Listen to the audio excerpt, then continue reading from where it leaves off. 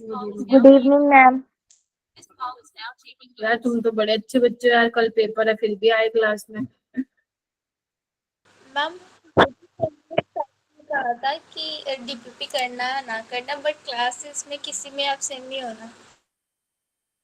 ठीक है, तो अब क्या करोगे, आगे करवा दूं या फिर कुछ और करवाना है? बताओ भाई, तुम लोग बताओ।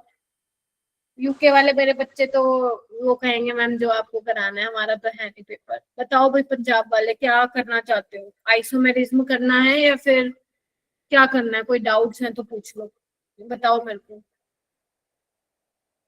क्योंकि बच्चे नो तो आए। मैम, अभी तो कोई डाउट नहीं है मैम, करवा दो जो आपने करवाना है।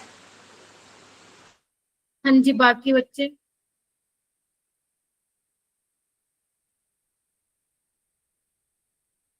क्या बात, कोई कुछ बोल ही नहीं रहा, गुम हो गए क्या सारे के सारे?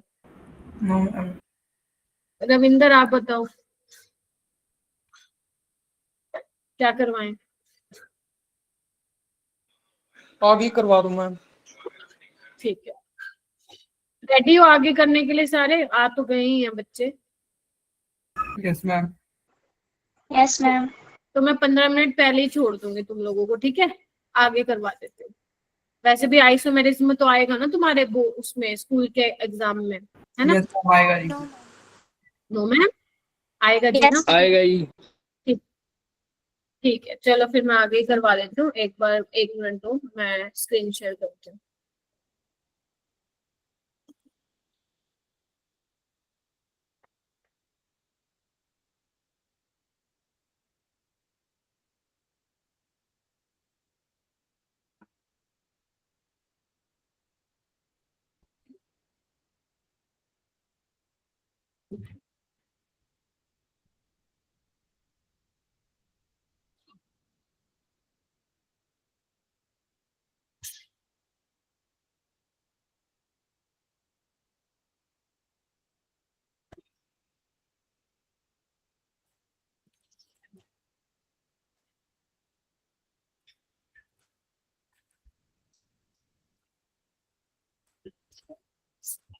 Good evening.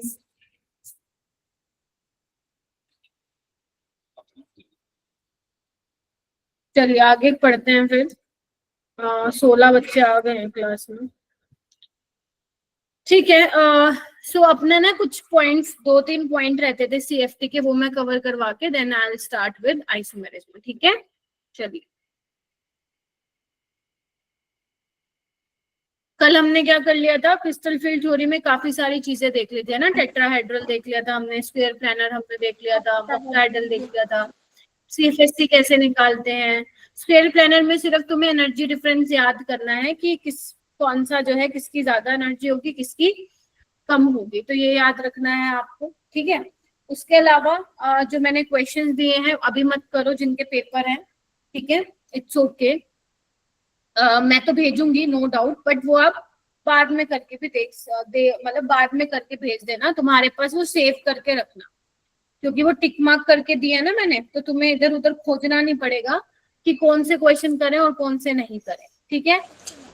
सो अब आ जाते हैं, ये वाला मैंने जो है कल की क्लास में जो है छुड़वाया था, मैंने कहा था नेक्स्ट क्लास में मैं आप लोगों को बताऊंगी। तो देखो एक बार, देखो लीगेंड का क्या इफेक्ट पड़ता है बेटा कलर पे, ये थोड़ा सा इंपॉर्टेंट है, तुम्हारे एनसीईआरटी का ही जो है मैंने यहाँ पे स्निपिंग लिया है।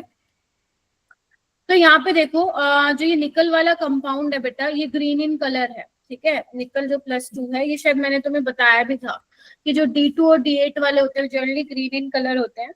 अगर आप, गुड इवनिंग बेटा, अगर आप इथाइलिन डायमीन ले लेते हो तो इथाइलिन डायमीन आपको पता है बायडेंटेट लिगेंड है, बायडेंटेट लिगेंड है। तो जब जाएगा तो कितने वोटर निकलेंगे? 2 वोटर निकलेंगे, because voter is a monodentate ligand, ठीक है? तो 2 वोटर यहाँ से निकलेंगे और ईएन लग जाएगा, तो ये जो कलर होता है इसका पेल ब्लू कलर आता है, ठीक है? अच्छा, अब जो ये बना है इसमें एक बार और ईएन ऐड करा दो तो 2 वोटर के मॉलिक्यूल और निकल जाएंगे, है ना? तो ये कॉम्प्लेक्स बनेगा, ब्लूइश पर्पल इसका कलर होता है। यहाँ पे देखो, यहाँ पे क्या होगा, दोबारा ईएन डाल दे तो 2 जो बचे थे वो भी क्या हो जाएंगे, रिप्लेस। तो बेसिकली जैसे जैसे तुम लिगेंड ऐड कर रहे हो तो क्या हो रहा है, यहाँ पे जो कलर बदल रहे हैं, कलर बदल रहे हैं। तो एक बात बताओ, सबसे पहले आता है कि इन तीनों कॉम्प्लेक्स में से स्टेबल कौन सा है सबसे ज्यादा? तो सबसे ज्यादा स्टेबल आपका ये वाला होगा, ये वाला NiEN3। क्यों होगा? क्योंकि बायडेंटेट लिगेंड है, किलेशन होगी यहाँ पे, और मैंने कहा था जो किलेटिंग लिगेंड होते हैं वो स्टेबल कॉम्प्लेक्स बनाते हैं, है ना जी? याद करो वो दिन। Yes ma'am. ठीक है, उसके बाद कौन सा वाला ज्यादा स्टेबल होगा? सेकेंड वाला, क्योंकि यहाँ पे 2 EN है, और EN वैसे भी स्ट्रॉन्ग लिगेंड होता है वोटर से। उसके बाद क्या आ जाएगा लास्ट में? ये वाला ऊपर वाला, जिसमें 4 वोटर है और 1 क्या है बेटा? EN है। तो इनकी स्टेबिलिटी को you can explain on the basis of chelation. ठीक है, दूसरा, अगर मान लो तुम्हें ये बताना स्प्लिटिंग एनर्जी किसकी ज्यादा होगी, तो मैंने कहा था जो अगर मान लो तुम्हें लैम्डा एब्जॉर्ब, मतलब बेसिकली जिस कलर की वेवलेंथ उन्होंने एब्जॉर्ब किया है, तो उसके हिसाब से तुम बता दोगे, है ना, कि किसकी स्प्लिटिंग ज्यादा होगी। अगर तुम्हें कोई मान लो ये दिया हुआ है कि कौन सा कलर ट्रांसमिट हो रहा है, कौन सा कलर वो दिखा रहे हैं, तो उसी को तुम क्या करोगे?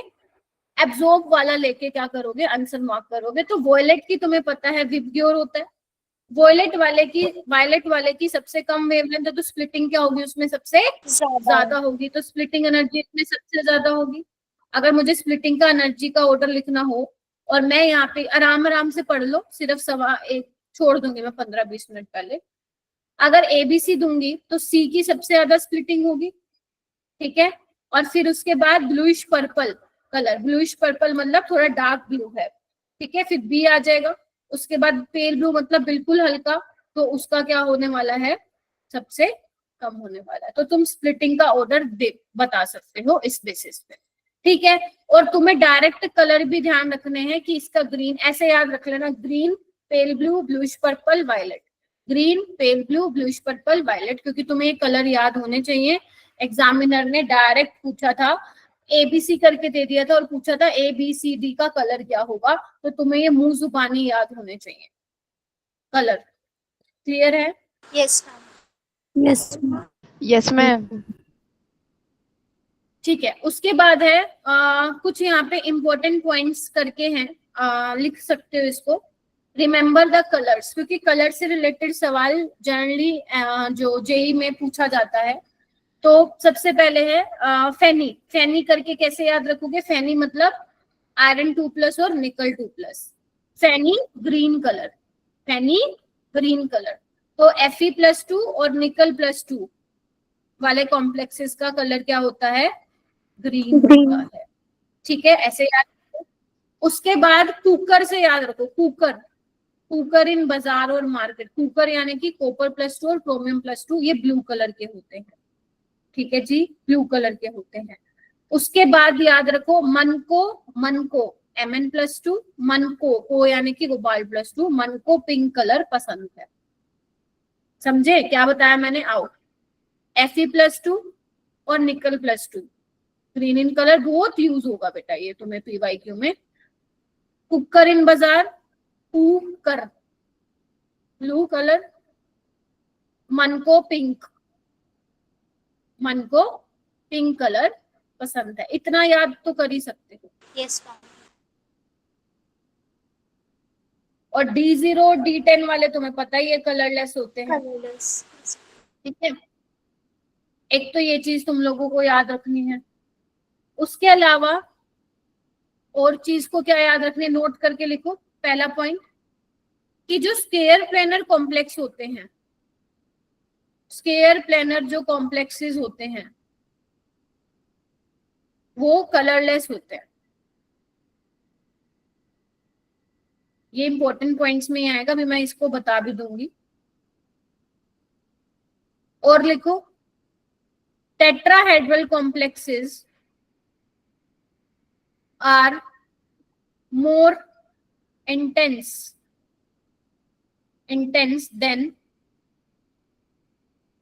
Then octahedral complex. More intense का मतलब जो टेट्राहेड्रल कॉम्प्लेक्सेस होते हैं उनके डार्क कलर देखने को मिलते हैं। जैसे एक एग्जांपल मैं यहाँ पे लिखवाती हूँ, COCl4 2-, इसका इंटेंस ब्लू कलर होता है। NCERT एग्जाम्पलर का सवाल करवा रही हूँ मैं तुम्हें ये।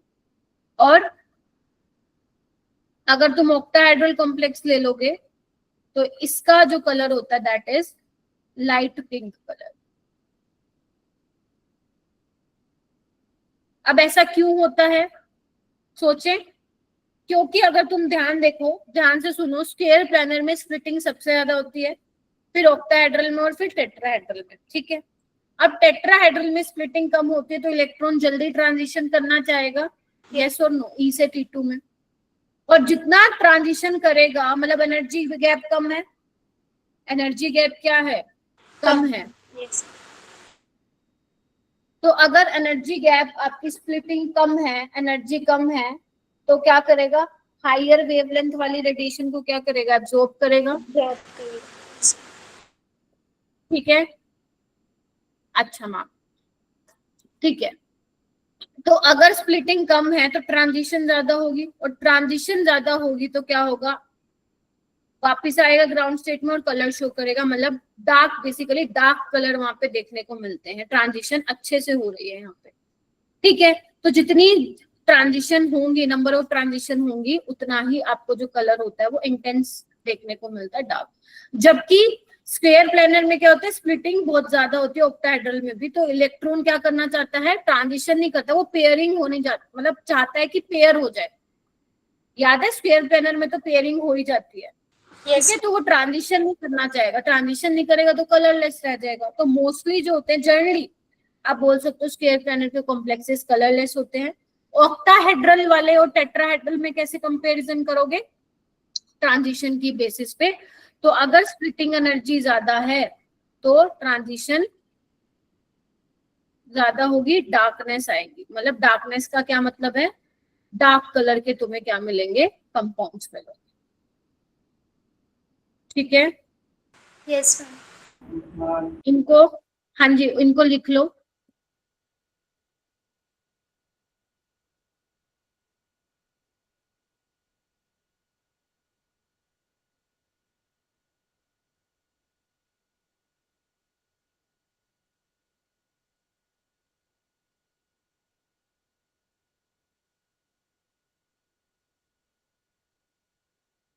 लिख लिया, यस मैम।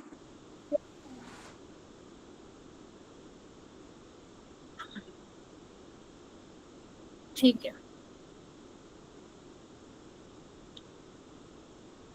यहाँ पे एक और पॉइंट तुम लोगों को याद है, मैं कभी कभी तो कह रही हूँ बेटा किलेशन को देखो स्टेबिलिटी के लिए, कभी मैं बोल रही हूँ बेटा लिगेंड की स्ट्रेंथ देखो, है ना, काफी सारी चीजें मैं बोल रही हूँ। तो ऐसे तो आप लोग कंफ्यूज ही हो जाओगे, है ना। तो यहाँ पे एक इम्पॉर्टेंट चीज आती है जो मैं आप लोगों को लिखवा रही हूँ, ये सब पॉइंट्स टू रिमेम्बर में लिखवा रही हूँ, ताकि जब आप नोट्स रिवाइज करें तो आपको पता रहे कि मैम ने ये जो है बताया था। क्या बताया, देखो इधर। देखो, अगर तुम्हें यहाँ पे क्या बोला, जब सेंट्रल मेटल आयन और कोऑर्डिनेशन नंबर सेम होंगे, सेंट्रल मेटल आयन ध्यान रखना, और कोऑर्डिनेशन नंबर जब सेम होगा लेकिन लीगेंड डिफरेंट होंगे, तो जो स्टेबिलिटी डिपेंड करती है, दो चीजों पे डिपेंड करती है, लीगेंड की स्ट्रेंथ क्या है और किलेशन हो रही है या नहीं हो रही है। क्योंकि मैंने तुम्हें बोला था अभी कल वाले क्लास में कि लीगेंड की स्ट्रेंथ ज्यादा होगी तो वहां पे क्या होगा, स्टेबल होगा, स्प्लिटिंग एनर्जी ज्यादा होगी वहां पे। मैंने ये भी बोला कि जहाँ पे किलेशन हो रही है वहां पे भी स्टेबिलिटी आएगी। तो तुम्हारे दिमाग में ये आएगा, मैम हमें कब क्या देखना है, हमें कैसे पता चलेगा। तो बेटा इतने सारी चीजें देखने के बाद जो एक्सपेरिमेंटल डेटा के अकॉर्डिंग कंक्लूजन निकाला वो ये निकाला कि अगर तुम्हारा मान लो लिगेंड दिया हुआ है CN नेगेटिव और इसके साथ कोई दूसरा लिगेंड दिया हुआ है, कोई भी इथाइलिन डायमीन, ऑक्सलेट, EDTA कोई भी दे रखा है, तो यहाँ पे जो CN नेगेटिव जिस वाले कॉम्प्लेक्स में होगा वो वाले कॉम्प्लेक्स की स्टेबिलिटी क्या होगी, सबसे ज्यादा। यानी कि जब तुम्हारा CN नेगेटिव तुम्हें दिख जाएगा तो CN नेगेटिव तुम्हारे लिए भगवान है, मतलब बहुत ज्यादा स्ट्रॉन्ग फील्ड लिगेंड है। तो इसके आगे किलेशन की भी कोई औकात नहीं है, किलेशन भी कुछ कर नहीं पाएगा इसमें। Getting my point. ये कैसे आई ये चीजें, ये आई based on the experimental data, conclusion निकाला हुआ है, और ये तुम्हें हमेशा स्टैंडर्ड बुक्स में मिलती हैं ये चीजें, NCERT थोड़ी ना लिखती है। अच्छा, अगर मान लो तुम्हारा CN नेगेटिव नहीं है कोई और मान लो लेट से तुम्हारा है ये वाला क्या बोलते हैं, ये दिया हुआ है EN दिया हुआ है और तुम्हें दिया हुआ है लेट से वोटर, तो तुम फिर कौन से वाले को देखोगे, किलेशन वाले को देखोगे, प्रायोरिटी दोगे, ठीक है। और उसके बाद जो बच्चा है उसको तुम किस बेसिस पे चेक करोगे, लिगेंड की स्ट्रेंथ के बेसिस पे चेक करोगे, ठीक है। जैसे मैं इसमें एक एग्जांपल बताती हूँ, ये देखो एक एग्जांपल लिखा हुआ है, स्प्लिटिंग एनर्जी है कोई भी, कोऑर्डिनेशन नंबर 4 की या 6 की। तो इसमें देखो क्या होने वाला, देखो तुम्हें ये कुछ दिया हुआ दिख रहा है। तो अगर मान लो तुम्हारे ऐसे कॉम्प्लेक्स हैं जिनमें CN नेगेटिव है, EDTA है, ध्यान से देखना, EN है और C2O4 2 नेगेटिव है। अगर मान लो ये वाले कॉम्प्लेक्स है, ध्यान रखना सेंट्रल पेटल सेम है, कोऑर्डिनेशन नंबर सेम है, तो CN नेगेटिव देखते हुए ही वो वाला कॉम्प्लेक्स क्या हो जाएगा, सबसे ज्यादा स्टेबल हो जाएगा, ठीक है। अब ये EDTA में क्या है, देखो इन तीनों में ही किलेशन हो रही है, ध्यान से देखो हो रही है कि नहीं हो रही, यस मैम। क्योंकि ये हेक्साडेंटेट है, 6 मेंबर रिंग बनाएगा, ये 5 मेंबर रिंग बना रहे हैं दोनों, तो 6 मेंबर रिंग जो बना रहा है वो ज्यादा आएगा, तो मतलब EDTA को पहले दे देना अगर ये आ गया तो सवाल, जैसे चांसेस बहुत कम है। और EN और C2O4 2 नेगेटिव में कैसे बताओगे, दोनों ही किलेशन कर रहे हैं तो इसका स्ट्रेंथ ज्यादा होता है लिगेंड का, तो इस बेसिस पे तुम क्या करोगे, फिर इसको लगा दो, समझे, सोचो। और बाकी जो बचे ये तो तुम्हारे क्या है, इसको तो तुम लगा दोगे क्योंकि ये तो किलेशन दिखाई नहीं रहे, तो तुम किस बेसिस पे बता दोगे इसको, on the basis of strength of ligand. ये रेयर केस में हो सकता है तुमसे पूछा जाए, मतलब अगर उसको पेपर बहुत डिफिकल्ट बनाना है तब यहाँ से वो सवाल पूछेगा, अदरवाइज नहीं पूछेगा, ठीक है। Yes ma'am. Yes ma'am. तो ये मैंने आप लोगों के लिए रेफरेंस के लिए तुम्हें बता दिया है, तुम इसको कर लो और फिर मुझे बता दो ताकि मैं आगे चल सकूं।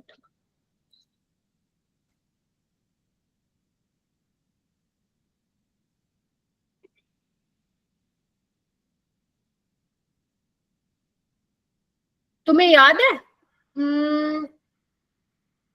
मैंने तुम्हें एक शायद क्वेश्चन भी कराया था कल या परसों वाली क्लास में, उसमें ये वाला कॉम्प्लेक्स दिया हुआ था। यस मैम, इम्पोर्टेंट मार्क समझे, और बाकी क्या थे, सारे मोनोडेंटेट थे, ये किलेशन दिखा रहा था, तो इसकी स्टेबिलिटी ज्यादा थी, समझ रहे हो। तो देखो यस तो ये छोटी छोटी चीजें हैं जो तुम्हें बहुत काम में आएंगी। लिख लिया, आगे चलूं। Yes ma'am. जैसे ही 1 घंटा 15 मिनट होगा मुझे बता देना, मैं तुम लोगों को एग्जैक्ट 10 बजे छोड़ दूंगी। चलिए, उसके बाद सारे बच्चे हेडिंग डालेंगे आइसोमेरिज्म, ये तुम्हारे स्कूल के लिए भी इम्पोर्टेंट है, तुम्हें पता है जब भी मैं कोई चीज स्टार्ट कराती हूँ वो NCERT लेवल से ही होते हुए जाती है। तो आइसोमेरिज्म आप लोग ऑर्गेनिक में भी पढ़ोगे मेरे से नेक्स्ट क्लास में, स्टीरियो आइसोमेरिज्म है तुम्हारा टॉपिक ऑर्गेनिक का, और तुम यहाँ पे भी पढ़ो। दोनों में कुछ डिफरेंस तो है, तभी इनऑर्गेनिक में भी पढ़ा रहे हैं और ऑर्गेनिक में, अगर एक ही होता तो फिर मैं ऑर्गेनिक में ही पढ़ा देती या इनऑर्गेनिक में पढ़ा देती। अब क्या फर्क है वो तो तुम्हें देखने पे पता चलेगा। तुमने 11वीं में पढ़ा होगा आइसोमेरिज्म क्या होता है, नहीं पढ़ा तो भी वैसे कोई बात नहीं, आ जाएगा फिर भी समझ में। आइसोमेरिज्म में तुम्हें एक चीज ये ध्यान रखनी होती है बेटा, क्या, कि जो मोलिकुलर फॉर्मूला है वो सेम होना चाहिए, कंपाउंड का molecular formula should be same, ठीक है। अगर मोलिकुलर फॉर्मूला सेम है, मान लो एक कंपाउंड है जिसका मोलिकुलर फॉर्मूला है लेट्स से C3 और क्या बोलते हैं H8 है, ठीक है, और एक का है C3 कुछ और है H10 H12 ये है, तो ये आपस में आइसोमेरिज्म कभी नहीं कहलाएंगे, क्यों, क्योंकि इनका मोलिकुलर फॉर्मूला ही सेम नहीं है। Is that clear. तो ये मेरा मतलब है। Yes ma'am. उसके बाद एक तो ये चीज होना चाहिए मोलिकुलर फॉर्मूला, डिफरेंस का आना चाहिए अरेंजमेंट ऑफ एटम्स, मतलब जो एटम्स का अरेंजमेंट होगा मेटल के चारों तरफ दैट विल बी डिफरेंट, ठीक है, फिर वहीं से क्या होगा बेटा, तुम्हारा वो आइसोमेरिज्म बनेगा, अराइज होगा। तो यहाँ पे क्या बोला है, isomers are compound which with the same chemical composition, का मतलब chemical formula, molecular formula same होगा, लेकिन but the different arrangement of their constituent atoms.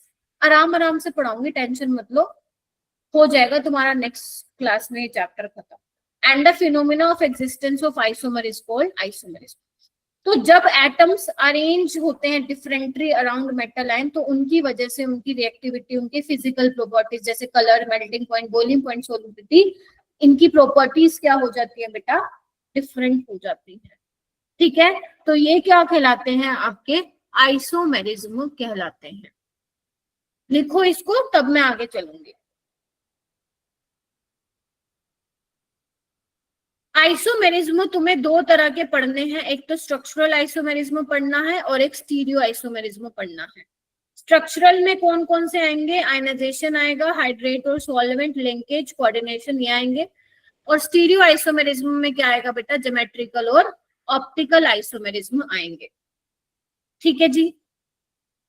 Yes ma'am. अब ये तो हम बाद में करेंगे, मतलब जब पहले हमें स्ट्रक्चरल करना है। तो स्ट्रक्चरल आइसोमेरिज्म का मतलब क्या हुआ कि मॉलिक्यूलर फॉर्मूला सेम है बट स्ट्रक्चर क्या होंगे, डिफरेंट। उसको हम क्या बोलेंगे, स्ट्रक्चरल। और स्ट्रक्चरल आइसोमेरिज्म की वजह से कौन कौन से आइसोमेरिज्म जनरेट होंगे, आयनाइजेशन, हाइड्रेट, लिंकेज और कोऑर्डिनेशन। तो सबसे पहले मैं किसकी बात करूंगी बेटा, स्ट्रक्चरल की बात करूंगी। अच्छा, तुम लोगों ने 11th में ये पढ़े थे क्या, स्ट्रक्चरल आइसोमेरिज्म में positional isomerism, functional group isomerism पढ़े थे? Yes ma'am. कुछ तो हल्का फुल्का, वैसे वो अभी नहीं पढ़ा रही हूँ मैं, वो तो तुम्हारे 11th में है, बट वैसे ही पूछ लिया। तो सबसे पहले सारे बच्चे हेडिंग डालेंगे आयनाइजेशन आइसोमेरिज्म। इसको लिख लो, एक काम करो, जो तुम्हें स्लाइड पे दिख रहा है उसको एक बार नोट डाउन कर लो नोटबुक में, फिर मैं इसको समझाती हूँ।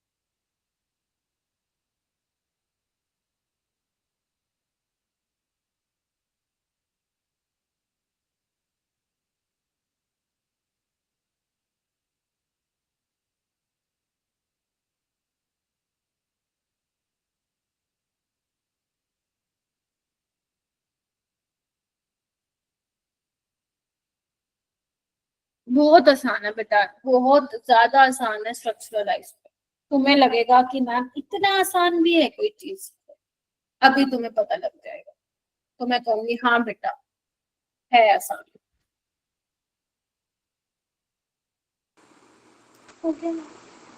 देखो, नाम से ही पता चल रहा है आयनाइजेशन मतलब आयंस मिलेंगे, है ना।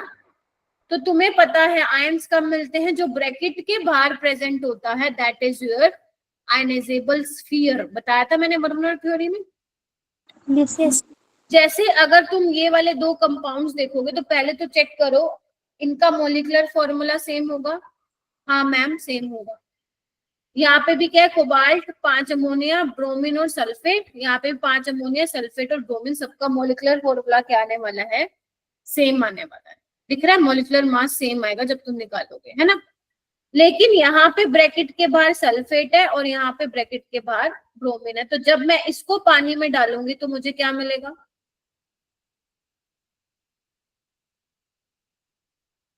ये मिलेगा यस सल्फेट आयन। और जब मैं इसको पानी में डालूंगी तो मुझे क्या मिलेगा, ब्रोमाइड आयन। बोलो। यस। तो तुम्हें दिख गया। तो जब तुमने दोनों इसको डाला पानी में तो सल्फेट आयंस मिल रहा है, इसको डाला ब्रोमाइड, तो आपस में ये क्या ऐसा रिश्ता है इनका, दे आर आयनाइजेशन आइसोमर्स। ठीक है, they are ionisation isomers. Clear हुआ? Yes ma'am. Yes ma'am.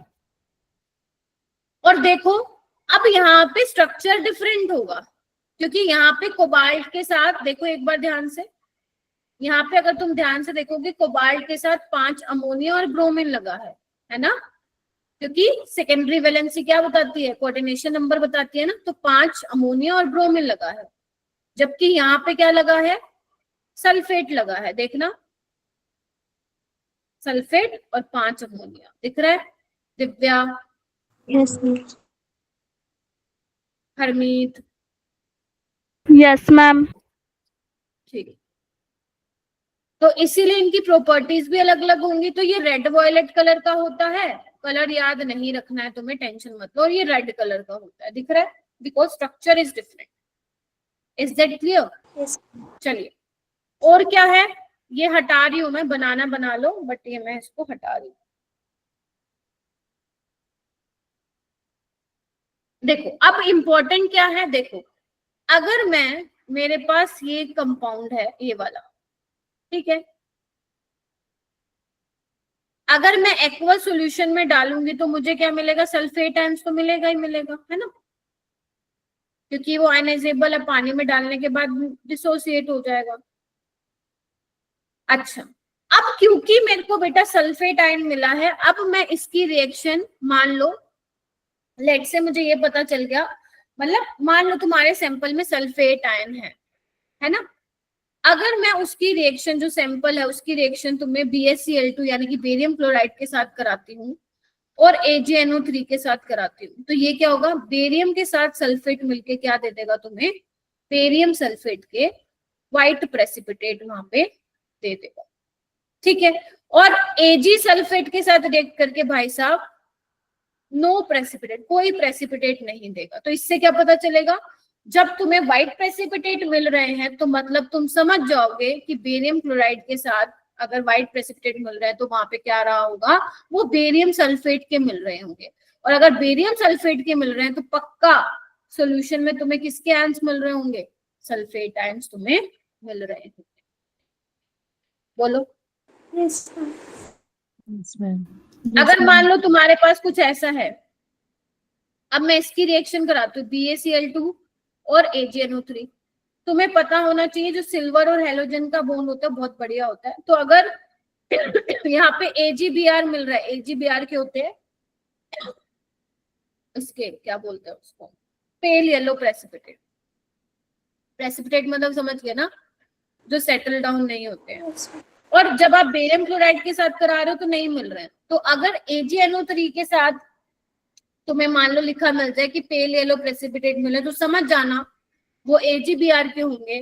और अगर AgBr है तो तुम्हारा ब्रैकेट के बाहर क्या होगा, Br। तो ये दो रिएक्शन हैं जो मतलब जो आपको पता होनी चाहिए, जो बार बार तुम्हारे JEE एग्जाम्स में पूछे जाते हैं, ठीक है। Yes sir. इसको लिख लो।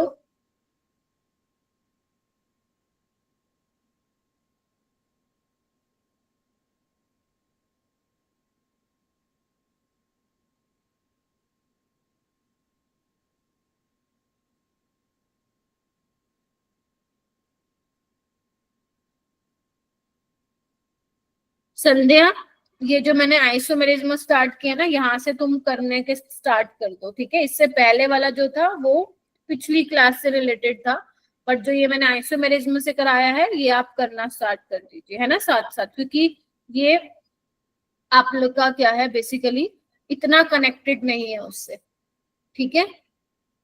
और धीरे धीरे अपना बैकलॉग भी कंप्लीट करना स्टार्ट कर दो। तो देखो बेटा, ये कुछ एग्जाम्पल्स हैं, देखो तुम चेक करके बताना। हाँ, एक और चीज ध्यान रखना, जब मैं आयनाइजेशन आइसोमेरिज्म की बात करूंगी तो ऑक्सीडेशन स्टेट जो है सेंट्रल एटम की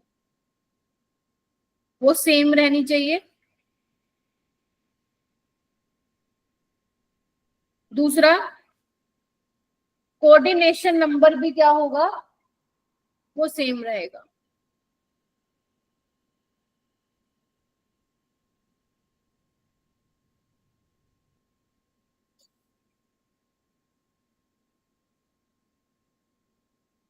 ऑलराइट, देखो जैसे चेक करो, ये दोनों आयनाइजेशन आइसोमेरिज्म है, हाँ मैम दिखा रहे हैं ना, यहाँ पे सल्फेट है बाहर, यहाँ पे Cl को एक्सचेंज करा दिया, तो ये है एग्जांपल, लिख लेना इन एग्जांपल्स को।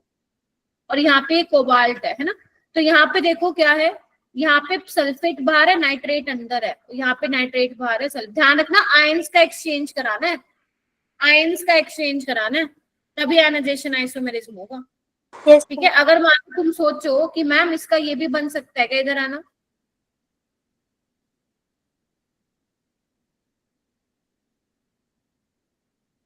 ये तो ये नहीं बना लेना, समझ रहे हो? Yes ma'am. Yes ma'am. Ions का ही एक्सचेंज कराना है, न्यूट्रल का मत करा देना लिगेंड्स का। चलिए ओके, उसके बाद ये देखो यहाँ पे क्लोरीन है अंदर, यहाँ ब्रोमीन है, तो एक्सचेंज करा दूं। और क्या बन सकता है इसका, ये भी बन सकता है, ध्यान से देखो कि अगर मैं क्लोरीन ब्रोमीन अंदर रखूं और क्लोरीन ब्रोमीन क्या आ जाएगा, बाहर आ जाएगा। बना सकती हूँ कि नहीं, सोच के देखो। Yes ma'am. Yes ma'am. Coordination number में कोई चेंज नहीं आया है, ना ही ऑक्सीडेशन स्टेट चेंज हुई है। Yes ma'am. ये करवाते टाइम कोऑर्डिनेशन नंबर सेम रहना चाहिए। देखो 6 ही है कोऑर्डिनेशन नंबर प्लेटिनम का, और ऑक्सीडेशन स्टेट भी क्या होगी इसकी, +4 होगी, वो चेंज नहीं होनी चाहिए। अच्छा ये देखो यहाँ पे क्या है, SCN बाहर है, ठीक है। अब क्या करो, एक में तुम SCN को अंदर ले आओ, NO2 को बाहर दिखा दो, और एक में तुम क्या करो, SCN को अंदर ले आओ, Cl को बाहर ले जाओ। बताओ बन सकता है ये? Yes ma'am.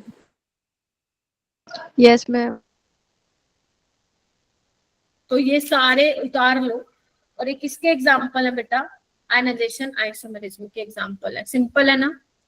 यस बस मैम। आयंस का चेंज कराना है। मैम अगर उन्होंने हमें एक कॉम्प्लेक्स दे दिया और हमसे पूछ लिया कि इसके कितने आयोनाइजेशन आइसोमर्स बन सकते हैं मैम, तो हमें ऐसे बना बना के देखने पड़ेंगे? हाँ बेटा बिल्कुल, ऐसे पूछेगा नहीं, ऐसे नहीं पूछता। कैसे पूछेगा वो मैं बता देती हूँ, लेकिन अगर हाँ पूछता है तो यस आपको बना के देखने पड़ेंगे कितने बनेंगे आयनाइजेशन। ठीक है, हाँ आ भी सकता है क्वेश्चन, ऐसी बात नहीं कि चांसेस कम है, बट आ सकता है। टेंशन मत लो, ज्यादा मुश्किल नहीं आएगा, बना लोगे तुम लोग आराम से। इसको लिख लो, फिर मैं आगे चलती हूँ। इसलिए मैं तुम्हें ये पॉइंट्स लिखवा रही हूँ, ये काम आएंगे तुम लोगों के ये, क्योंकि जब तुम चेंज करवाओगे ना, एक्सचेंज कराओगे, तुम 2 बातों का ध्यान रखोगे कि चेंज करवाते वक्त हमें कोऑर्डिनेशन नंबर चेंज नहीं करवाना। ठीक है, यस मैम। और बड़े शब्दों में लिख लेना, आयंस का ही एक्सचेंज कराना है।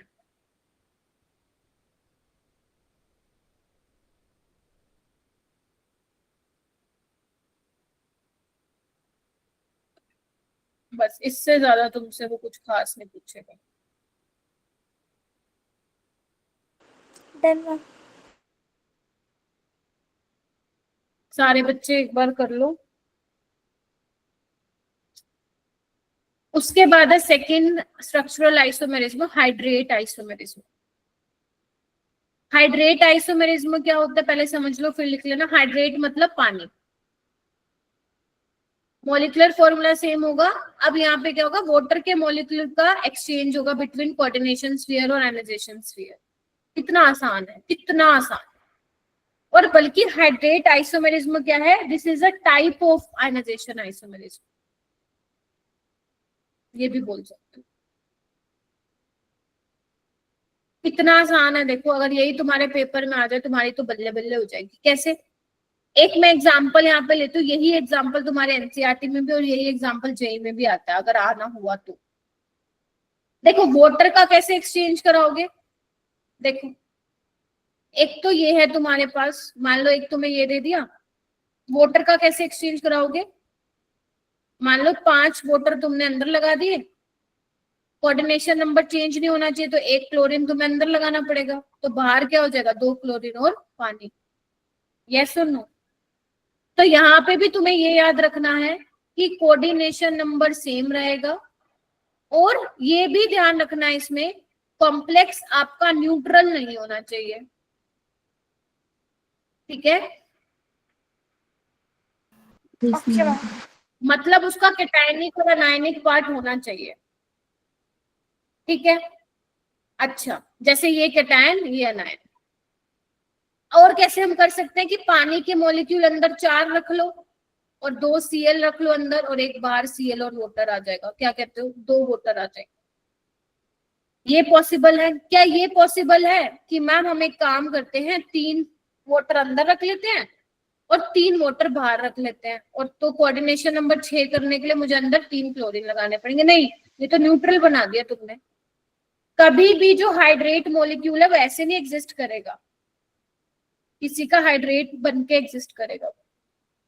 Okay ma'am. मतलब कॉम्प्लेक्स जो होना चाहिए आपका, कैटायनिक और अनायनिक पार्ट तुम्हें वहां पे दिखना चाहिए, न्यूट्रल नहीं होना चाहिए। Is that clear? Yes ma'am. तो ऐसे जो है तुम लोगों को करना है। तो इनके कलर याद नहीं करने, वैसे मैं बता देती हूँ, वायलेट, पेल ग्रीन और डार्क ग्रीन कलर होते हैं इनके, लेकिन वैसे तुम्हें इसका कलर याद रखने की जरूरत नहीं है। यहाँ तक किसी को किसी प्रकार की कोई दिक्कत है तो वो। No ma'am. रविंदर, प्रतीक, सुहानी, सौम्या, अंचल, संध्या, दीप्ति, संशिका, चल। Yes ma'am. अब उसके बाद आता है तीसरा, लिंकेज आइसोमेरिज्म। ये तो भाई साहब सबसे आसान है, मतलब इससे आसान तो कुछ नहीं देगा एग्जामिनर तो। लिंकेज आइसोमेरिज्म में क्या होता है, मेटल के साथ लिंकेज अलग होती है, जैसे इन सम लिगेंड लाइक एम्बिडेंटेट लिगेंड्स। ध्यान रखना, लिंकेज आइसोमेरिज्म में कौन से लिगेंड होंगे, एम्बिडेंटेट होंगे, because there are 2 possible coordination sites. कौन कौन से करवाए थे, SCN नेगेटिव करवाया था, CN नेगेटिव करवाया था, NCO नेगेटिव करवाए थे। ये कुछ मैंने तुम्हें एम्बिडेंटेट लिगेंड्स के नाम बताए थे, याद करो। NO2 negative. तो ये मोनोडेंटेट है, लेकिन इनके पास डिफरेंट दो डिफरेंट डोनर एटम है, एक टाइम पे एक ही के साथ क्या करेंगे, कनेक्ट। जैसे देखो यहाँ पे ONO है, यहाँ पे NO2 है, तो ये आपस में क्या होंगे, लिंकेज आइसोमेरिज्म। देखो 5 अमोनिया, ध्यान से देखेंगे सारे बच्चे, और यहाँ पे ये ऑक्सीजन से कनेक्टेड है, और एक कौन सा बना दो जहां पे वो नाइट्रोजन से कनेक्टेड होगा, और 5 अमोनिया लगा दो। क्या कहते हो? Yes ma'am. बोलो। हो गए ना आपस में लिंकेज? Yes ma'am. बस।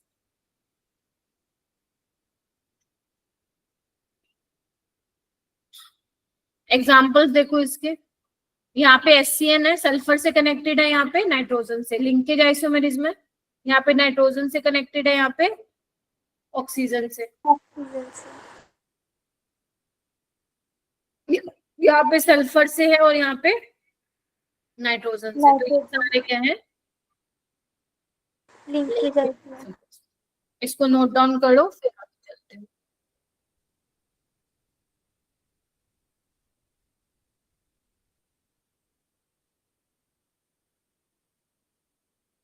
हर्ष माधव क्या हो गया, आधी क्लास में आए? मैम वो थोड़ा कल के पेपर की तैयारी कर रहा था। कोई नहीं, वो कर सकते हो आप, रिकॉर्डिंग देख लीजिएगा, it's okay, no problem.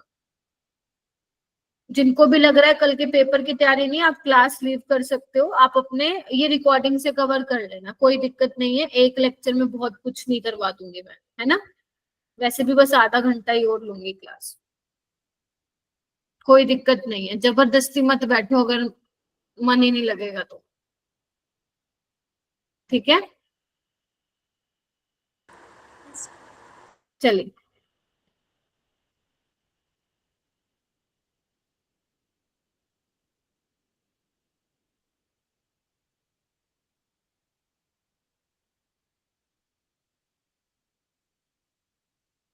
Okay. जैसे ये देखो, एक क्वेश्चन है, find number of linkage isomers of this. कैसे पता लगाएंगे, मान लो ऐसा क्वेश्चन आ जाए कि कितने लिंकेज आइसोमर बनेंगे, बना पाओगे? देखिए कैसे कर सकते हैं इसको। देखो पहले तो एक सिंपल बना दो जो तुम्हें समझ में आ रहा है। प्लेटिनम के साथ क्या है, 2 HCN लगा दो और 2 CN लगा दो, है ना। Yes ma'am. लेकिन इसको तुम लोगों को बना बना के देखने की जरूरत नहीं है। जैसे देखो मैं HCN ले रही हूँ, मतलब एक में क्या होगा, मैं मतलब बेसिकली क्या कंसिडर कर रही हूँ, सल्फर सल्फर से ही अटैच होगा, ठीक है। तो यहाँ पे अब क्या होगा, साइनाइड की पोजीशन चेंज करते हैं। एक बार दोनों कार्बन से अटैच करा दो, एक बार दोनों नाइट्रोजन से करा दो, और एक बार एक कार्बन एक नाइट्रोजन। तो कितने बन गए ये, 1 2 3, 3 बन जाएंगे इससे। यस। देखो ऐसे, इधर आओ, समझने की कोशिश करो मैं क्या बोल रही हूँ। यहाँ पे CN NC NC NC, देखो ना बन गए 3। Yes ma'am. Yes ma'am. ऐसे ही तुम HCN ले लो। अब इसमें क्या करो, एक बार सल्फर से और नाइट्रोजन से कनेक्ट करा दो, तो इसके भी 3 ही पॉसिबिलिटी होंगी। कार्बन कार्बन, नाइट्रोजन नाइट्रोजन से जोड़ दो एक बार, कार्बन नाइट्रोजन से, तो इसके भी 3 बनेंगे। और एक बार तुम क्या करो, दोनों NN से, है ना, ऐसे ही करते हो ना। HCN में सल्फर होता है डोनेटिंग और नाइट्रोजन होता है, तो इसमें भी कितनी पॉसिबिलिटी बन जाएंगी, 3, CC NN और CN। तो टोटल कितने बन जाएंगे, 9 लिंकेज आइसोमेरिज्म यहाँ पे बन जाएंगे। क्या ये समझ में आया, क्या कर दिया मैंने, ये नहीं आया तो यस बता। मैम। मैम एक केस सीसी का भी होगा फिर? नहीं, CC तो आ गया ना इसमें, ओके मैम। CC तो आ ही गया ना इनमें बेटा। हाँ जी। बना के देख लेना, 9 ही बनेंगे,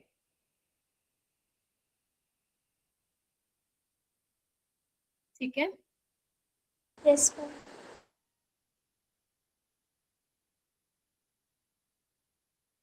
चलिए आगे चलूं। नेक्स्ट है तुम्हारा कोऑर्डिनेशन आइसोमेरिज्म।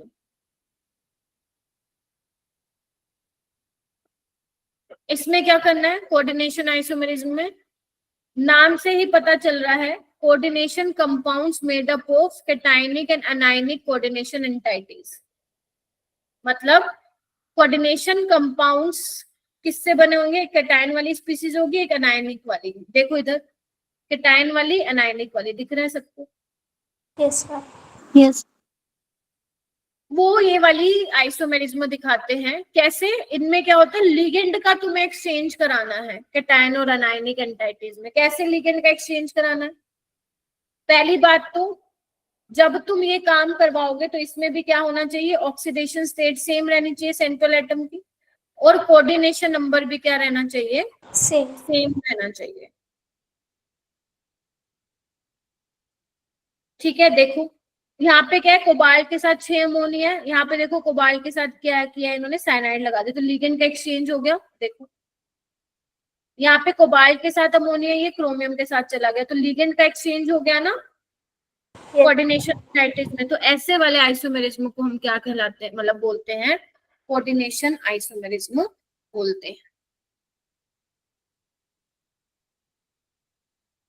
Yes ma'am. इसका एक तगड़े वाला एग्जाम्पल करवाते हो तुम लोगों को, सारा समझ में आ जाएगा, तुम्हें खुल जाएगा तुम्हारा एकदम दिमाग। क्या, देखो वो कह रहा है इसके कोऑर्डिनेशन आइसोमर बताओ कितने बनेंगे। तो मैं एक ट्रिक बताती हूँ इसको सोल्व करने के लिए।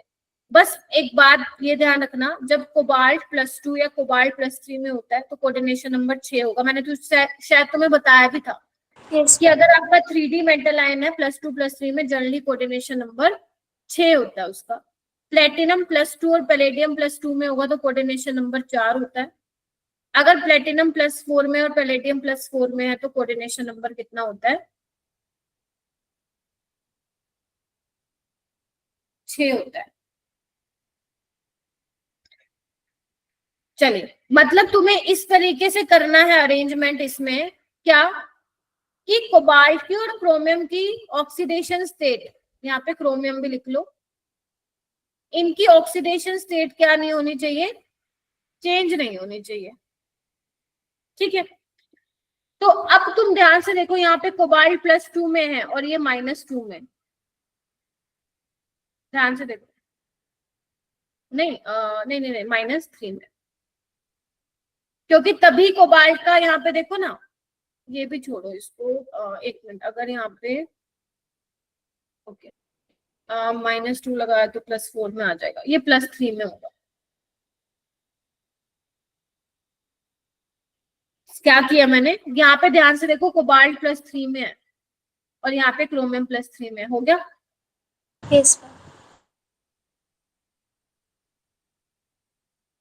अब तुम क्या करो, +3 और -3 लिख लो। एक तुम उल्टा कर लो इसको। अब क्या करो, उल्टा चलो, रिवर्स काउंटिंग चलो। +2 +1 -2 -1 दिख रहा है, तो यहाँ -2, यहाँ -1, +2 और +1। क्या किया, 3 2 1, फिर -3 -2 -1, कितने बन गए, 1 2 3 4 5 6।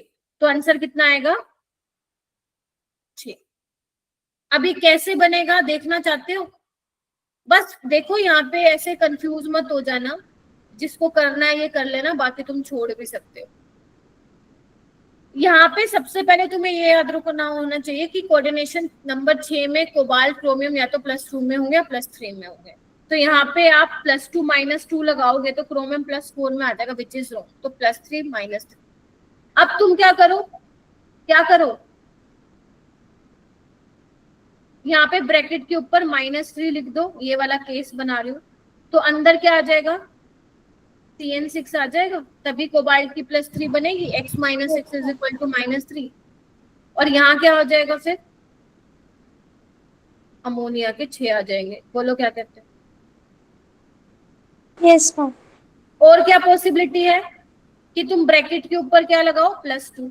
अब तुम्हें इसके अंदर कुछ ऐसा लिखना है जिससे कोबाल्ट +3 बन जाए। क्या लिखूं, सोचो। 2 साइनाइड लिख देती हूँ और अमोनिया कितने लिखने पड़ेंगे, 4, क्योंकि कोऑर्डिनेशन नंबर 6 करना है। बोलो। Yes ma'am. लेकिन ये तो मैम Yes, गलत ma'am. हो गया। अरे यस मैम क्या गलत हो गया, ऑक्सीडेशन निकालो, ऑक्सीडेशन स्टेट निकालो, +4 आ रही है ये, मतलब मैम ये तो लोचा हो गया है। क्या लिखें फिर हम अंदर, सोचो।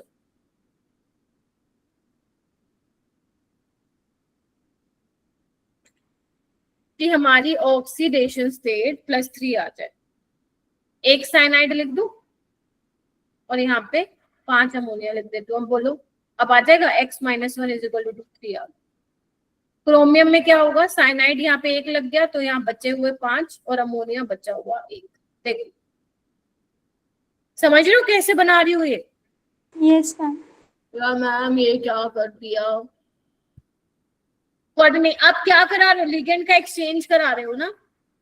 और ध्यान रखना, लिगेंड का एक्सचेंज कराते टाइम मेटल की ऑक्सीडेशन स्टेट चेंज नहीं होनी चाहिए। और बताओ, टोटल 6 बनेंगे, 3 मैंने बना दिया, 3 तुम बना के देखो ना, 3 बना के देखो तुम, 3 बनाओ भाई।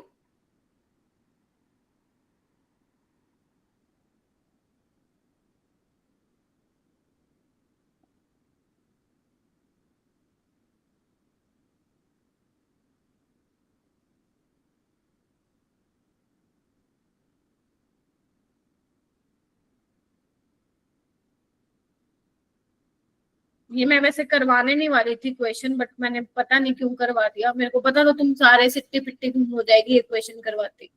मुझे ये भी सोच के कराना पड़ता है कि डिफिकल्ट ना हो जाए तुम लोगों के लिए।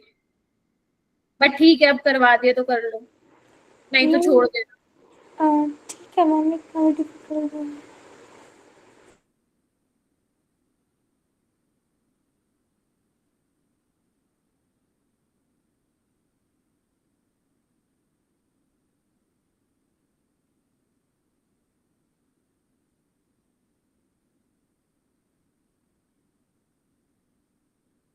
बना लिया?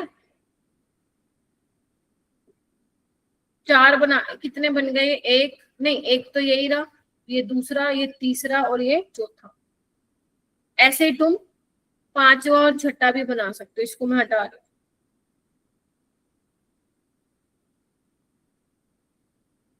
देखो हमने कौन कौन सा वाला कर लिया, ये कर लिया, ये कर लिया, ये कर लिया, ये कर लिया। अब करो कोबाल्ट, ब्रैकेट के ऊपर +1 लगाओ, तो आपकी 3 आनी चाहिए। कैसे आएगी 3? जब साइनाइड कितने लूं मैं? 2 लेने पड़ेंगे, और अमोनिया कितने लेने पड़ेंगे? 4। आ जाएगी 3। और क्रोमियम में क्या लोगे? साइनाइड कितने बच गए टोटल? 6 थे, 2 ले लिए यहाँ पे, 4 यहाँ पे ले लो, अमोनिया 2 आ जाएंगे यहाँ पे, तो यहाँ पे आ जाएगा -1। ये हो गया तुम्हारा 5वां। और 6ठा क्या हो जाएगा? बस कुछ नहीं करना, कोबाल्ट की जगह क्रोमियम कर दो, क्रोमियम की जगह कोबाल्ट कर दो। ठीक है, चलो।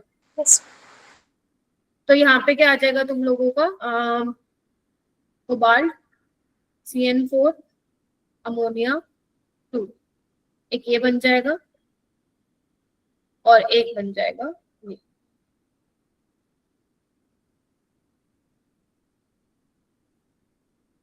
देखो बन गए 6। पेपर में ये थोड़ी ना करके आओगे इतना सारा, ये याद रखो डायरेक्ट। बस ये ध्यान में होना चाहिए कि अगर +2 +3 में कोबाल्ट क्रोमियम जो भी मैंने लिखवाया था ये पता होना चाहिए। तो +3 - 3 -3 +3 +2 -2 -2 +2 +1 -1 -1 +1, 6 बन गए तुम्हारे। 6 लेके आ जाना।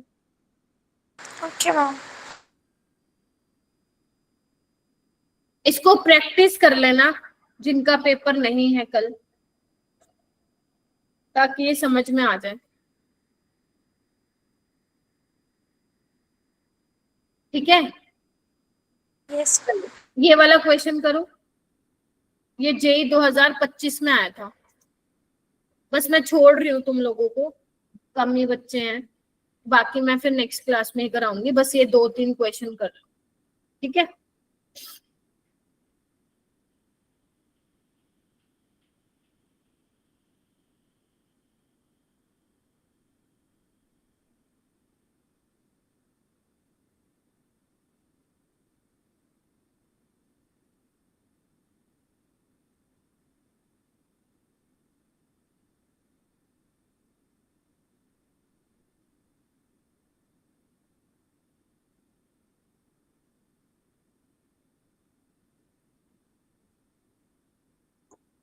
एक कॉम्प्लेक्स दिया है ऑक्टाहेड्रल, 2 आइसोमर है उसके A और B, और A हमें प्रेसिपिटेट दे रहा है व्हाइट कलर के AgNO3 के साथ, और B दे रहा है BaCl2 के साथ।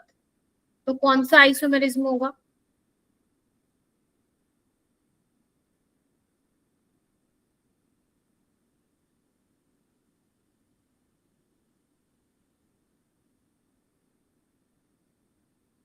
आयनाइजेशन इसमें इतना कौन सोचेगा भाई? अगर व्हाइट प्रेसिपिटेट दे रहा है AgNO3 के साथ, तो पक्का ब्रैकेट के बाद भी वो रहा होगा, क्या बोलते हैं, Cl, क्योंकि AgCl के मिलते हैं बेटा व्हाइट प्रेसिपिटेट। लिखना है तो लिख लो। AgBr के पेल येलो मिलते हैं और AgI के डार्क येलो मिलते हैं। और जो B वाला है वो बेरियम क्लोराइड के साथ दे रहा है व्हाइट प्रेसिपिटेट, मतलब ब्रैकेट के बाहर क्या रहा होगा? सल्फेट रहा होगा। तो एक में ब्रैकेट के बाहर Cl है, एक में सल्फेट है। तो बताओ भाई कौन सा आयनाइजेशन होगा, मतलब कौन सा आइसोमेरिज्म होगा? आयनाइजेशन। ठीक है, ये वाला क्वेश्चन करो।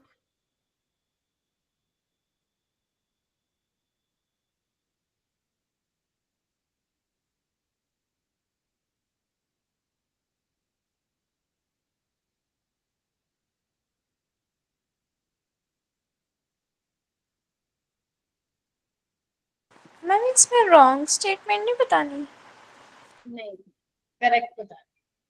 Okay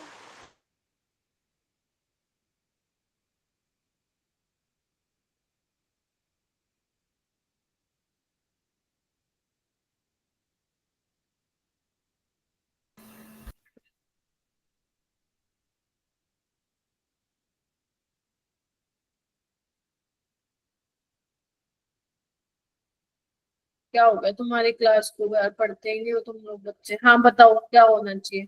ma'am option C. देखो यहाँ पे लिंकेज आइसोमेरिज्म तो नहीं होगा, क्योंकि एम्बिडेंटेड लिगेंड ही नहीं है। और ये स्ट्रक्चरल दिखाएगा नहीं। कैसे नहीं दिखाएगा? दिखा रहा है। स्ट्रक्चरल मतलब सारे आ जाते हैं, फिर आयनाइजेशन नहीं दिखाएगा क्योंकि एक्सचेंज कहाँ पे कराओगे, लिगेंड का एक्सचेंज ही नहीं करा पाओगे यहाँ तो तुम। Yes ma'am. वो नहीं दिखाएगा, और हाइड्रेट नहीं दिखा पाएगा, एम्बिडेंटेट नहीं दिखा पाएगा, ना ही आइसोमरिज्म कोऑर्डिनेशन भी नहीं दिखा पाएगा। यहाँ पे अगर तुमने आयनाइजेशन दिखाया और तुमने ये बना के आ गए कि मैम Br को अंदर लिख लेते हैं और CO3 को बाहर, तो बेटा CO3 यहाँ पे देखो कोऑर्डिनेशन नंबर 5 कर दिया तुमने, यहाँ पे क्या था 6 था। ये बायडेंटेट की तरह बिहेव कर रहा है यहाँ पे ऑक्सलेट, देख रहे हो? Yes ma'am. और अमोनिया और CO3 2 नेगेटिव, इस तरीके से।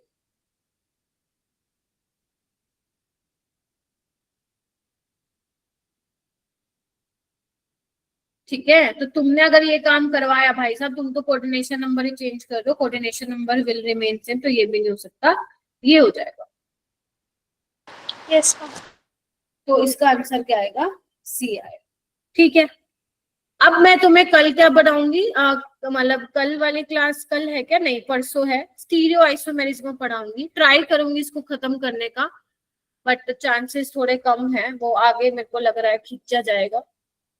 तो स्टीरियो आइसोमेरिज्म में भाई साहब, अब तुम लोगों ने थोड़ा बहुत पढ़ा है क्या? ऑप्टिकली एक्टिव कंपाउंड क्या होते हैं, ऑप्टिकली एक्टिव थोड़ा बहुत नहीं पढ़ रखा है तो चलो कोई बात नहीं, मैं समझा दूंगी थोड़ा, जितना तुम लोगों के लिए यहाँ पे जरूरी होने वाला है, बट इसकी जरूरत पड़ेगी अपने को यहाँ पे। ये तुम लोग कहीं ना कहीं 11th में पढ़ते थे, बाकी मैं बता दूंगी, कोई दिक्कत नहीं है। ये स्टीरियो आइसोमेरिज्म मैं फिर नेक्स्ट क्लास में ही कराऊंगी, अभी कोई फायदा भी नहीं है। तुम लोग, मेरे को पता है यहाँ पे बस नाम के प्रेजेंट हो, कुछ बच्चे नहीं पढ़ रहे हो, ठीक है, कोई बात नहीं, इट्स ओके। आप लोगों को जो है नहीं पढ़ रहे ना, देखो हंस रहा आकाश,